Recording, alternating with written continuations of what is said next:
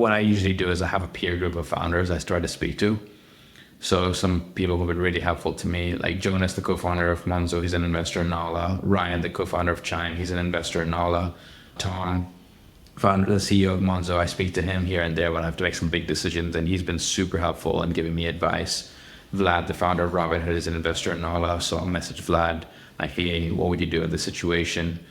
For example, I remember last year we had a potential suit that popped up from an ex-employee, and I was like really concerned about it. And I remember speaking to our board member that I spoke to, Vlad, and he's like, hey, is this the first time this is happening?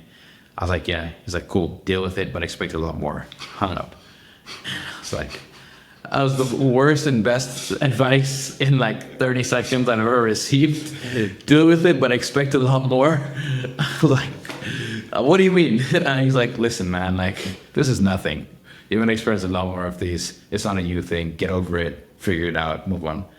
But just hearing that from somebody who's taking the company public normalizes that in my head, that this is not a Benji thing. It's not a, you've made a bad decision here. Like, and I think getting peer feedback for difficult decisions, I think more founders need to do with each other.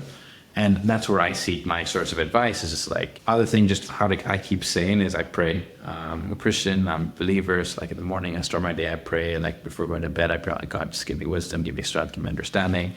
I ask my mom and dad to pray for me. That's something that sometimes might seem awkward in the Bay Area, especially like, oh, like you pray. I'm like, yeah, I pray. Like, but faith's really important part of my life and my journey and how I think about decisions, especially difficult ones. But yeah, there are constantly so many difficult decisions we have to make, and it's not easy.